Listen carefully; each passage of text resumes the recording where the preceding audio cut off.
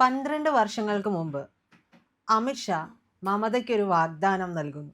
ആ വാഗ്ദാനം ഇന്ന് അമിത്ഷാ പാലിച്ചിട്ടുണ്ട്. ഒരു ചോദ്യത്തെ തുടർന്നായിരുന്നു ഈ വാഗ്ദാനം പോലും ഉണ്ടായിരുന്നത്. ആരാണ് അമിത്ഷാ? ഇന്ന് തെളിയിച്ചിട്ടുണ്ട് അല്ലേ സർ? അതിനെ വാഗ്ദാനം എന്നാണോ പറയുക, അതോ മമതയുടെ ഒരു സംശയം ദൂരീകരിച്ചതാണോ? ആരാണ് അമിത്ഷാ? കേന്ദ്ര ആഭ്യന്തരമന്ത്രിയായ അമിത്ഷാ ആരാണ്? ഗുജറാത്തിലെ ഒരു സാധാരണ ലീഡറായിട്ടേ അവർ പരിഗണിച്ചുള്ളൂ. അത്രയും തന്നെ പരിഗണന കൊടുത്തൊന്നും അറിയില്ല. സർവ്വലോക പുച്ഛവുമായി ജീവിക്കുന്ന മമതാ ബാനർജിക്ക് അമിത്ഷാ എന്ന് പറഞ്ഞ് കേട്ടപ്പോൾ അവരുടെ ഒരു സ്വാഭാവികമായ പുച്ഛപ്രകടനം നടത്തി. ഹു ഈസ് ഹി എന്നുള്ള അർത്ഥത്തിൽ. അപ്പോൾ അന്ന് അദ്ദേഹം അതിന് മറുപടി പറഞ്ഞു. കൽക്കട്ടയിൽ പ്രസംഗിക്കുമ്പോൾ കൃത്യം 2014 ഡിസംബറിലായിരുന്നു അത്. അതിന് ആ മറുപടിയിൽ അദ്ദേഹം പറഞ്ഞു, ഞാൻ ആരാണെന്ന് വഴിയെ മനസ്സിലാകും എന്നുള്ള അർത്ഥത്തിൽ അദ്ദേഹം പറഞ്ഞു. അതെന്താണെന്ന് അദ്ദേഹം ഇന്നലെ മമതയ്ക്ക് ബോധ്യപ്പെടുത്തി കൊടുത്തു. സുവേന്ദു അധികാരി എന്ന് പറയുന്ന മമതയുടെ വിശ്വസ്തനായ അനുയായി നന്ദിഗ്രാം സിന്ദൂർ ഇഷ്യൂവിൽ യഥാർത്ഥത്തിൽ അത് മമതയുടെ സമരമായിട്ടാണ് നമ്മൾ പുറത്തൊക്കെ അറിഞ്ഞതെങ്കിലും അതിൻ്റെ സ്റ്റേജ് മാനേജർ മുഴുവനും സുവേന്ദു ആയിരുന്നു. സുവേന്ദു അധികാരി ആസൂത്രിതമായി നടത്തിയ ഒരു നീക്കത്തെ തുടർന്നാണ് 1977 മുതൽ തുടർന്ന് വന്നിരുന്ന ഇടതുപക്ഷ ദുർഭരണം ബംഗാളിൽ എന്നേക്കുമായി അവസാനിച്ചത്. അതിന് നന്ദിഗ്രാമും സിംഗൂറും ഒരു നിമിത്തമായി തീരുകയായിരുന്നു. ആ സമരത്തിൽ തൃണമൂൽ കോൺഗ്രസ് നയിച്ച ആ സമരത്തിൻ്റെ പ്രധാനപ്പെട്ട സൂത്രധാരൻ മമതയുടെ വലങ്കൈയായി പ്രവർത്തിച്ച ഇപ്പോഴത്തെ BJP നേതാവായ സുവേന്ദു അധികാരിയാണ്. ഈ സുവേന്ദു അധികാരിയാണ് BJPയുടെ അടുത്ത മുഖ്യമന്ത്രിയാകാൻ പോകുന്നതാണ്. സുവേന്ദു അധികാരി മമതയുമായി തെറ്റിപ്പിരിഞ്ഞു. അതിന് പ്രധാനപ്പെട്ട കാരണം ഈ അഭിഷേക് ബാനർജി എന്ന് പറഞ്ഞു ഒരാളെ മമത തൻ്റെ പിൻഗാമിയായിട്ട് താലോലിച്ചു കൊണ്ടുവന്നു. അത് അവരുടെ അനന്തരവനാണ് ഈ അഭിഷേക്. അനന്തരാവകാശിയാക്കാനായിട്ട് അധികാരത്തിൻ്റെ ഇടനാഴിയിലേക്ക് കൊണ്ടുവന്ന് പരിചയപ്പെടുത്തുകയും അയാൾക്ക് ഡയമണ്ട് ഹാർബർ എന്ന് പറയുന്ന മണ്ഡലത്തിൽ നിന്ന് ജയിച്ചു വരാനുള്ള സൗകര്യങ്ങളൊക്കെ ഒരുക്കുകയും മമത കഴിഞ്ഞാൽ പിന്നെ അഭിഷേകാണ് അടുത്ത നേതാവ് എന്നൊരു തോന്നൽ വരുത്തുകയും ചെയ്തപ്പോഴാണ് ഈ സുവേന്ദു തെറ്റിപ്പിരിഞ്ഞത് ഇവരുമായിട്ട്. അദ്ദേഹത്തിൻ്റെ ശേഷി തിരിച്ചറിഞ്ഞ അമിത്ഷാ അദ്ദേഹത്തെ BJPയിലേക്ക് ആകർഷിച്ചു.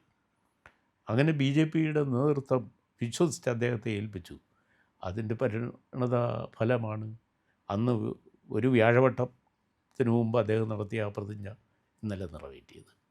അങ്ങനെയാണ് അവിടെ BJPയെ അഭൂതപൂർവമായ വിജയം കൈവരിച്ച് അവിടുത്തെ അസംബ്ലിയിൽ 200-ലേറെ അംഗങ്ങളെ ജയിപ്പിച്ചു കൊണ്ടുവന്നതിൻ്റെ പ്രധാനപ്പെട്ട ഇടപാട് സുവേന്ദുവിലൂടെ കൈവരിക്കുകയായിരുന്നു. ഒരു സിനിമാ കഥ പോലെയാണ്. സിനിമയിലൊക്കെ നമ്മൾ കാണുന്ന ഭയങ്കര ട്വിസ്റ്റുകളാണ്. ഇപ്പോൾ BJPയിലേക്ക് ഇപ്പോൾ ഹിമന്തയുടെ കാര്യം എടുത്തു നോക്കിക്കഴിഞ്ഞാൽ അപമാനമേറ്റാണ് ഹിമന്ത ഇറങ്ങുന്നത്. പക്ഷെ ഇന്ന് തിളങ്ങുന്ന മുഖ്യമന്ത്രിമാരിൽ ഒരാളാണ്, BJPയുടെ തിളങ്ങുന്ന മുഖ്യമന്ത്രിമാരിൽ ഒരാളാണ്.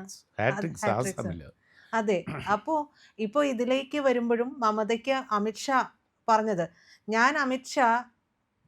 ഞാൻ ഇവിടുത്തെ BJPയുടെ ഒരു സാധാരണ കാര്യകർത്താവാണ് എന്നുള്ളതാണ്. പക്ഷേ ഒരു സാധാരണ കാര്യകർത്താവായിരിക്കെ തന്നെ എന്തെല്ലാം ചെയ്യാൻ കഴിയും എന്നുള്ള ഒരു കാര്യം കൂടി കാണിച്ചു കൊടുക്കുന്നുണ്ട്. മമതയുടെ അഹങ്കാരത്തിനേറ്റ അടി എന്നുള്ളതിനേക്കാൾ ഉപരി BJPയുടെ പടിപടിയായിട്ടുള്ള വളർച്ച, അതായത് പെട്ടെന്നൊരു ഭൂമി ഉണ്ടാക്കി ഇപ്പം തന്നെ കൊണ്ടുവന്ന് ആളെ പ്രതിഷ്ഠിച്ച് കളയാം, അങ്ങനെ ഒരു വ്യാമോഹം ഒരു സ്ഥലത്തും BJP വയ്ക്കുന്നില്ല. അതാണ് ഡെമോക്രസിയുടെ സൗന്ദര്യം.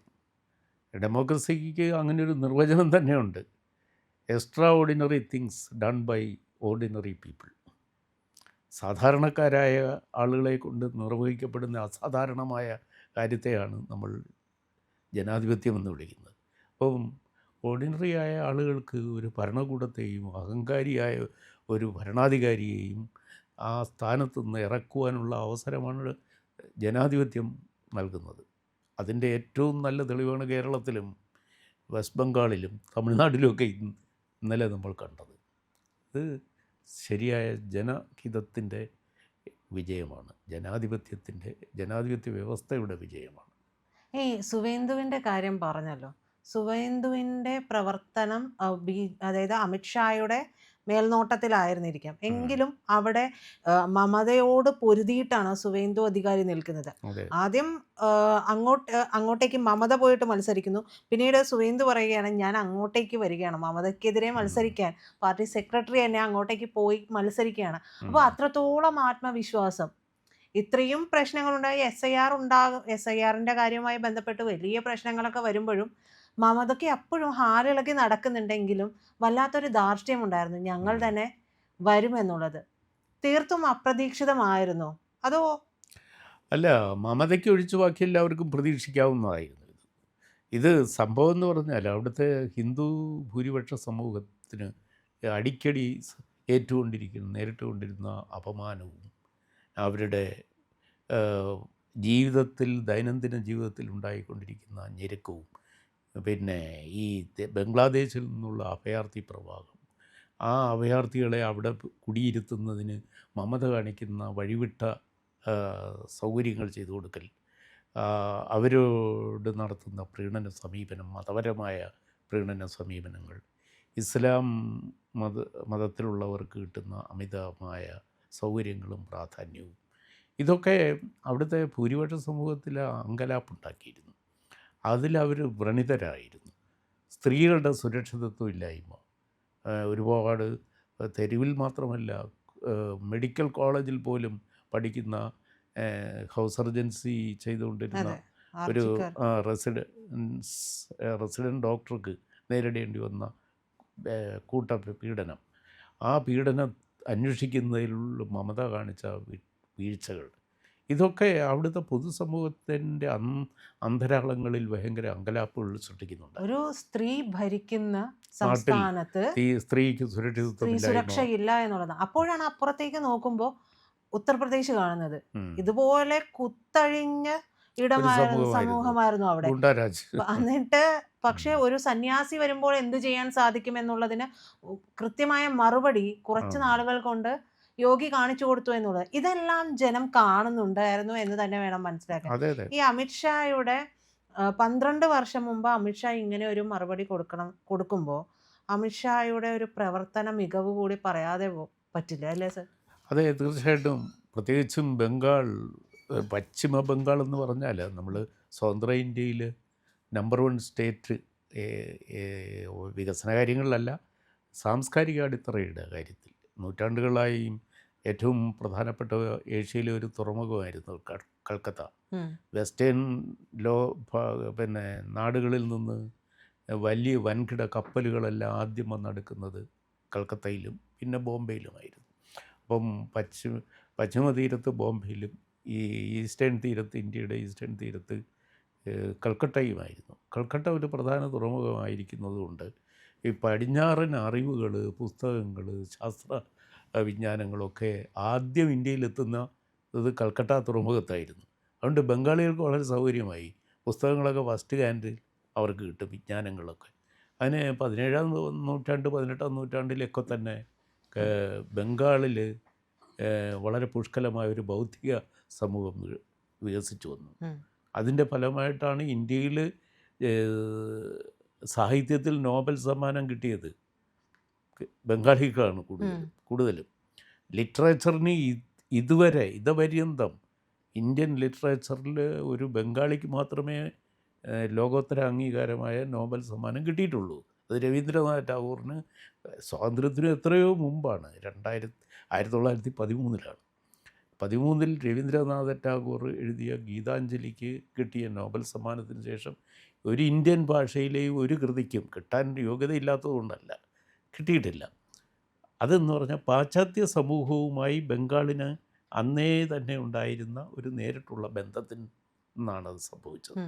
അങ്ങനെ ആ അർത്ഥത്തിൽ സിനിമയും സാഹിത്യവും സംഗീതവും ഒക്കെ രാഷ്ട്രീയവും ആദ്യമായി വികസിക്കുന്ന, പാശ്ചാത്യ സ്വാധീനത്തിൽ വികസിച്ചുകൊണ്ടിരിക്കുന്ന ഒരു സമൂഹമായിരുന്നു ബംഗാൾ.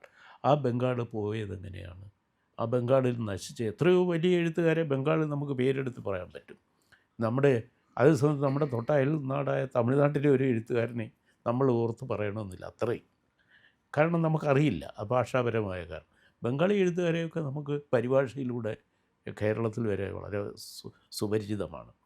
ആ നിലയിൽ സാംസ്കാരികമായ ഉന്നതിയിൽ നിന്ന ഒരു സമൂഹം തുടർച്ചയായ കോൺഗ്രസ് ഭരണവും തുടർച്ചയായ കമ്മ്യൂണിസ്റ്റ് ദുർഭരണവും അതിനുശേഷം വന്ന മമതയുടെ ഈ ഗൂണ്ടാ ഭരണവും കൊണ്ട് തകർന്ന് തരിപ്പണമായി. ഇന്ന് ബംഗാൾ കഷ്ടം സ്ഥിതിയിലേക്ക് എത്തുന്ന ഒരു അധപ്പതിച്ച സമൂഹമായി മാറി. ഇതിനെ തിരുത്തിയെടുക്കുക എന്നത് പുതിയ കേന്ദ്ര ഗവൺമെൻറ്റിൻ്റെ ഒരു ദൗത്യമായി വന്നു.